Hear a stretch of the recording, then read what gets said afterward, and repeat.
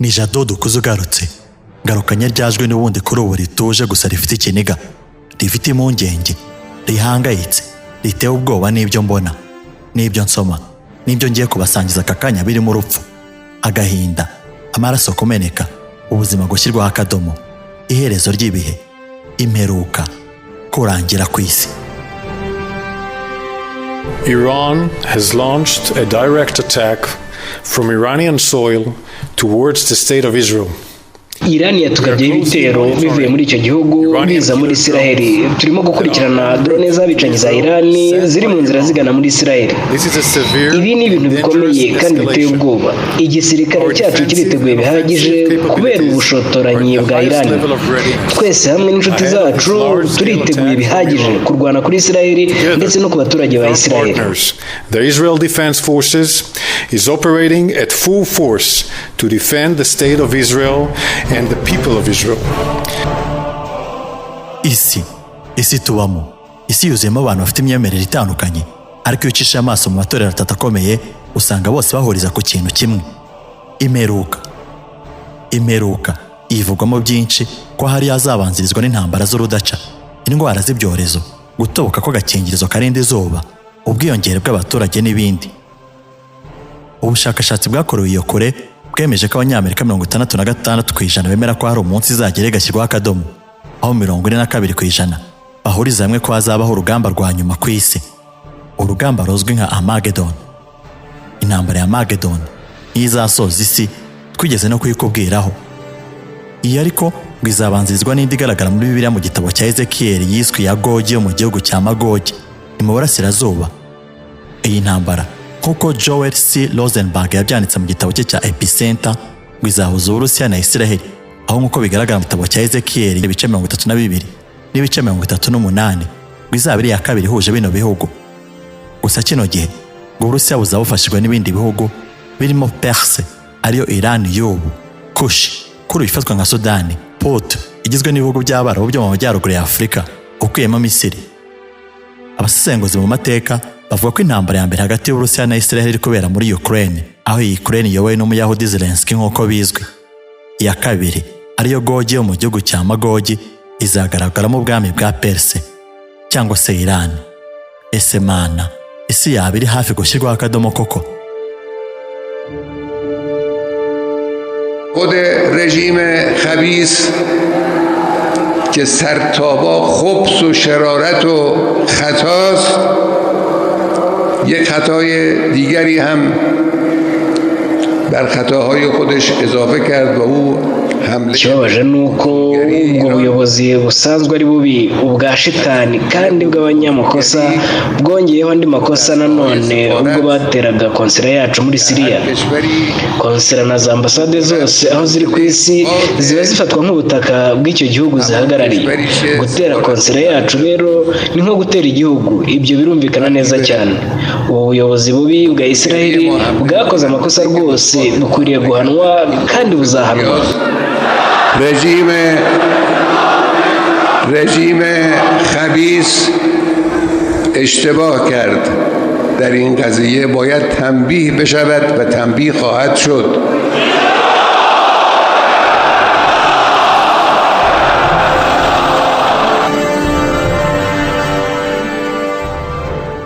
byose byatangiye ku gatandatu tariki ya 13 Mata, hari mu ijoro hagati, ubwo hatangiye kumvikana za aramu muri Isiraheli zikangurira abaturage kujya mu bwihisho, cyane ko inzu zose z'Abayahudi zigira inyubako zo hasi zo kwihishamo mu gihe baba batewe n'umwanzi. Biturika byatangiye kumvikana, ibishashi by'ibisasu byarasuye mu kirere byuzuye ikirere cy'ubu butaka bwera. Nyinshi muri za drone z'intambara, misile karabutaka zarashwanyagujwe mbere yo kugera muri iki kirere. Hari n'abavuze ko hari misile zaturikijwe hirya y'akawenguruzo k'isi. Byibura ibihugu 9 bitandukanye byagize uruhare muri iki gikorwa, aho ibisasu byarasuye muri Iran, Iraq, Syria na Yemen biza guhanurwa na Isiraheli, Leta Zunze Ubumwe za Amerika, Ubwongereza na Jordania. Amakuru avuga ko Iran yarashe drone na za misile birenga 300 bigana muri Isiraheli, aho harimo drone 170, misile 30 zoroheje ndetse n'110 za kabuhariwe zo mu bwoko bwa ballistic. Izi zose nkeya nizo zageze muri Isiraheli. ubusanzwe intera ngufi hagati ya Isiraheli na Iran ni ibirometero 1000, aho kino gihugu cyabanje kohereza amadrone na za misile zoroheje, maze nyuma y'isaha niko kurekura ballistic missile kuko zo zigenda nk'umurabyo kugira ngo zize kugira rimwe muri Isiraheli. Leta Zunze Ubumwe za Amerika zivuga ko hari misile zahise zihanura zivuye muri Iran, Iraq, Syria na Yemen. Hezbollah ishyigikiwe na Iran nayo yavuze ko yahise irasa za rokete mu gace ka Golan kigaruwe na Isiraheli ku buryo butemewe n'amategeko ikambaye Syria, hari igisirikare cy'Abayahudi. 99% by'ibyo bisasu byose byarashwe cyarahanuwe mbere yuko bigera muri Isiraheli ndetse no mu kirere cyayo. Ibi bikaba birimo za drone zose zatewe ndetse na misile zoroheje zose zatewe, mu gihe nyinshi muri ballistic missile nazo zahanuwe nubwo biba bigoye kuzifata kubera uko zigenda n'umuvuduko zigenderaho. Aha kandi kubera ko nyinshi muri izo ntwaro zari zarasiwe kure, Isiraheli ivuga ko yaje kohereza indege zayo z'intambara za F-35 fighters ngo zizisanganire, aho misile zoroheje 25 kuri 30 zarashwe na Iran zahanuwe na zino ndege zitarajya no ku butaka bwa Isiraheli. Aha misile zarokotse indege, Isiraheli yahise ikoresha uburyo bwayo bukomeye bw'ubwirinzi bugizwe n'ibice bitatu. Aha harimo Alaw, uburyo bw'ubwirinzi kuri misile zikomeye, ari bwo bwahanuye hafi ya za ballistic missile Iran yari yarashe. Ahagaragaye amashusho harimo imwe yaje guhanurirwa hirya y'ikirere isi barizwamo atmosphere, bigaragaza urwego zino ziriho, aho zikoresha exo-atmospheric hypersonic anti-ballistic missile. Igice cya kabiri cy'ubwirinzi bwa Isiraheli ni topito ya Dawidi, imwe yishe Goliath, David Sling. Iyi ikaba ishinzwe guhanura za misile n'amatrone byegereye Isiraheli kugera kuri metero 300. Uburyo bwa gatatu ni Dome de Fer, Iron Dome, ubwirinzi buzengurutse Isiraheli yose, aho bushinzwe guhanura ibisasu byose bitewe Isiraheli bigamije kwica abaturage birimo za drone. Ubu ariko bukabufatira mu birometero 70 byonyine. Aha bivuga ko drone 170 zose zatewe Isiraheli nta nimwe yageze mu kirere cyayo, bivuze ko Dome de Fer zabonye akaruhuko. Turacyakubwira iby'intambara ibanziriza izarangiza isi, intambara itutumba hagati ya Iran na Isiraheli. Amerika binyuze muri Joe Biden yavuze ko igisirikare cyabo cyafashe mu guhanura za misile zari zitewe na Iran. Aha ngo Leta Zunze Ubumwe za Amerika zohereje indege hamwe n'amato y'intambara mbere ya bino bitero, akacaracaraga hejuru yabo bagahubuzagayo. Aba ngo byarangiye barashe drone zirenga 80 na misile 3 za karabutaka. Muri zo ngo arizo baturikije aho zari zigiye gutererwa muri Yemen, bikozwe n'Abahouthis, bigatuma bashwanyaguza n'ibikoresho zatererwagamo. Uretse aho, Amerika ngo yanahanuye za drone na misile banyuze mu majyepfo ya Syria no hafi y'umupaka wa Jordania. Ubwongereza nabwo binyuze muri Minisitiri w'Intebe wabo nabwo bwatangaje ko indege zabo z'intambara UK Royal Air Force Typhoon zahanuye umubare munini wa drone za Iran. Jordania yasinye amasezerano y'amahoro na Isiraheli, nayo ivuga ko izaciye hejuru y'ikirere cyayo yazihanuye ikoresheje systeme zigezweho za radar na air to air missile zarakoye n'indege zabo za F-16, harimo imwe bivuga ko yari itwawe n'igikomangomakazi cy'icyo gihugu. Ubufaransa nabwo bivuga ko bwafashe mu kugenzura ikirere iryo joro, nubwo bitazwi niba haba hari drone cyangwa misile bwahanuye. Nubwo 99% by'ibyatuwe bitageze mu Baheburayo, zimwe muri ballistic missile zashoboye gushyika. Aha harimo yaguye ku birindiro by'ingabo zirwanira mu kirere bya Neva Team, aho itangije byinshi. Izindi misile enye zaguye mu birindiro bya gisirikare bibarizwamo indege za F-35, na Iran yashaka gutera izo zose. Izi uretse indege imwe itarimo umuntu nta kindi zashoboye kugeraho. Gitangaje ngo nuko muri ballistic 120 Iran yateye 60 zapfubye zitarahaguruka cyangwa zigapfubira mu nzira zifata ikirere. Umwana umwe w'umunya-Isiraheli w'umwarabu niwe waje gukomereka, aho Iran yakoze ibitero igamije kwihimura ku byagabwe kuri ambasade yabo iri muri Syria, bigahitana abasirikare 6 harimo abajenerali 2, hari tariki ya mbere Mata 2024.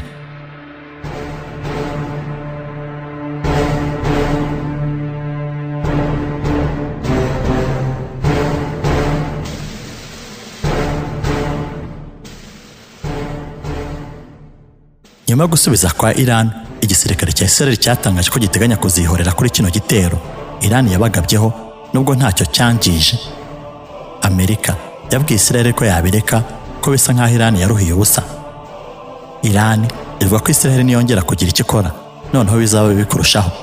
Amakuru ariko ava muri Isiraheri avuga ko byarangije kwemezwa ko izagaba igitero kuri Iran, ahasigaye kumenya uburyo kizakorwamo. Ariko se ubundi aba ngaba baba bafiki?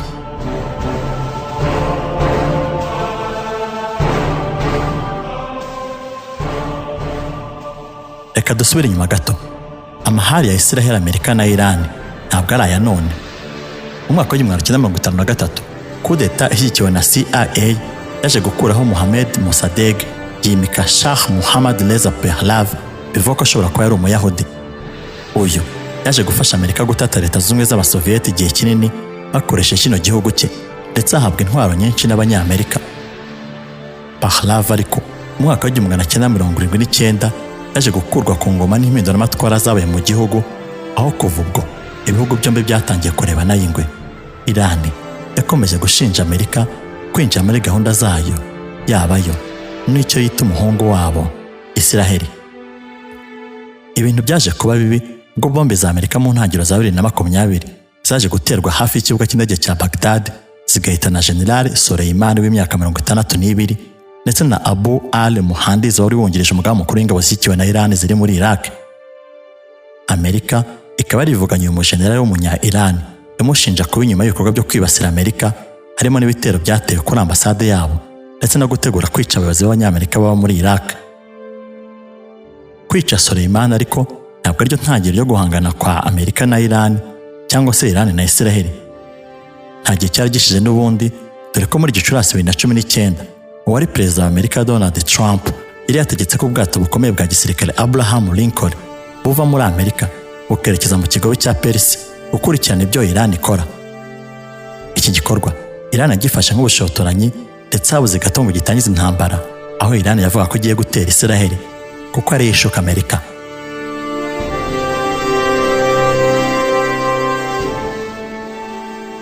Ngo Iran irashaka intambara, iyi ntambara ariko biragoye kuyitsinda. Iki gihugu kiracyakoresha ibikoresho bya gisirikare byo hambere, harimo indege z'Abanyamerika za F4S na F5S ndetse n'izindi bakuye mu gihe cy'Abasoviyeti hamwe n'Abafaransa. Izi ngo ntaho zihuriye n'intwaro zigezweho za Isiraheli na Leta Zunze Ubumwe za Amerika. Iran ariko ngo yashyize imbaraga mu kubaka za misile zishobora kwibasira ibindiro bya Amerika ndetse no kujya mu ntambara byanayisaba kwitabaza inshuti zayo zirimo Hezbollah yo muri Libani, Syria hamwe n'abandi. Iki gihugu gifite ingabo 500,000 n'abaturage bagera kuri 82,000,000 aho bashobora gukuramo ingabo zavuye ku rugerero. Iran ngo ishobora kwifashisha ubundi buryo butari imirwano mu guhangana na Isiraheli, harimo gukomeza gahunda yayo yo kwibikaho ibisasu bya kirimbuzi, kugaba ibitero bya interinete nk'uko bino bihugu byombi byabikoze hambere. Aha harimo kandi gukomeza gutera amadrone muri Isiraheli nk'uko babikoze ejo bundi. Kino gihugu uburyo giteye ngo birangije ngo bigore Isiraheli kugitera. 3/4 byacyo gikikijwe n'imisozi miremire, 1/4 bakikijwe n'inyanja, mu gihe mu gihugu hagati ari ubutayu. Ibi ngo bishobora kugora Abanya-Isiraheli baramutse bohereje ingabo ku butaka. Gusa ngo uko byagenda kose iyi ntambara izaba.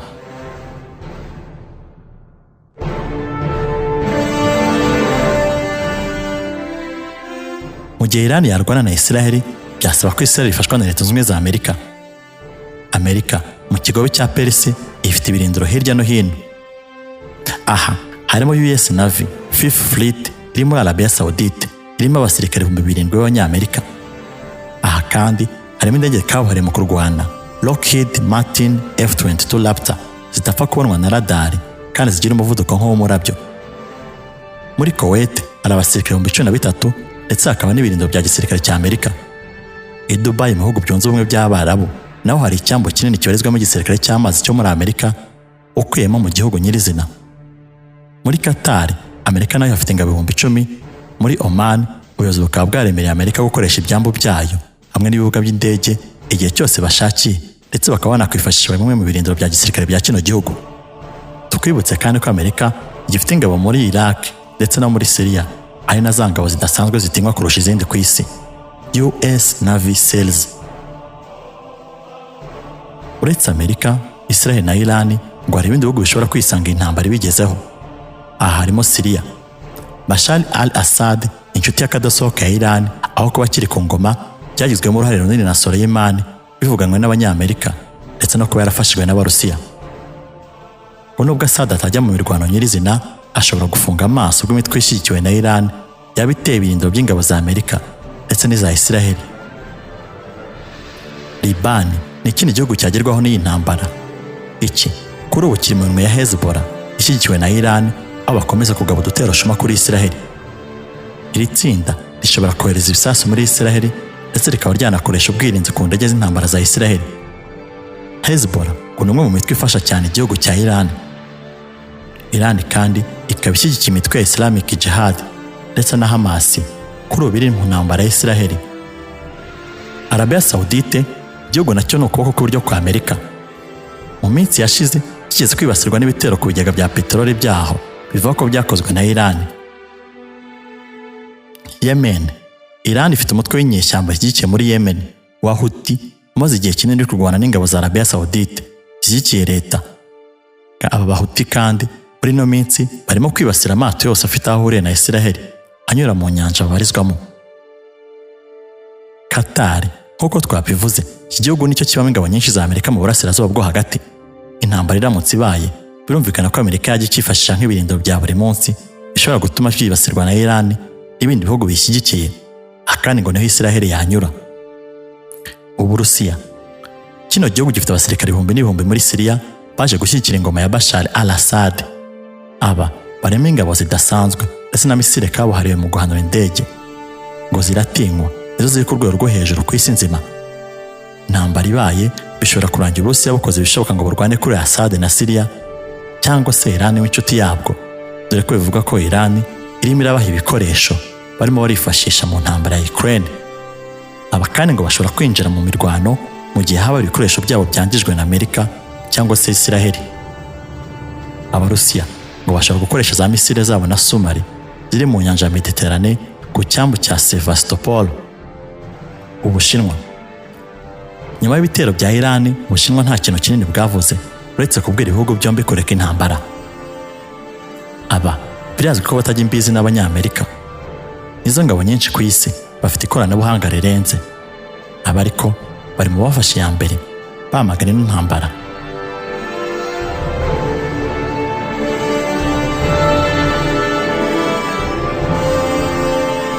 Ngayo nguko. Ese ni ryari? Ni hehe Isiraheli iraza gusubiza cyangwa izatoza yitwa abanyantege nke kandi ubusanzwe bene Aburahamu bitababaho? Ese wowe waba uhagaze ku ruhe ruhande? Icyo wamenya ni uko kimwe mu bimenyetso bigaragaza ko isi iri ku ndunduro rwari ukongera kubaka ingoro ya Yerusalemu. Mu myaka myinshi ishize, agace kahozemo ingoro ya Yerusalemu kari karigaruwe n'inyubako ebyiri zifite kinini ku idini ya Isilamu, harimo umusigiti munini wa Al-Aqsa ndetse kugeza amagingo aya ni nako bikiri. Nyuma yo kwibasirwa n'Abanyashuru, Babiloni, Alexandre Mukuru ndetse n'ubwami bwa Roma, ingoro ya Yerusalemu yagiye isenywa birenze rimwe cyangwa se ikangizwa. Ibi byaje kuba bibi cyane mu gihe cy'ubwami bw'Abaromani, aho yari iya kabiri yubatswe na Salomo yaje gusenywa. Ibintu byaje kuba bikurushaho ubwo kano gace yabarizwagamo kaje kwigarurirwa n'Abarabu b'Abayisilamu baje kuhashyira zino nyubako zabo ebyiri. Nyuma ariko yo gutsindira Abarabu bishyize hamwe mu ntambara y'iminsi 6, Isiraheli yongeye kwigarurira umusozi wafatwaga nk'uwera kuva kera, nako gutangira gutekereza kongera kubaka ingoro y'Imana. Kugeza ubu byose biri mu nzira, ndetse bivuga ko mu mwaka wa 2025 iyi ngoro izaba yuzuye. Iki ni ikimenyetso gikomeye kirangira ry'isi, cyane ko abahanuzi batandukanye bagiye bavuga ko ubwo uru rusengero ruzaba rumaze kubakwa bwa gatatu azaba ari intandaro yo kuza k'uwo bise Antikristo uzarwanya ubwoko bw'Imana. Ni mbere y'uko habaho intambara iruta izindi ya Armageddon.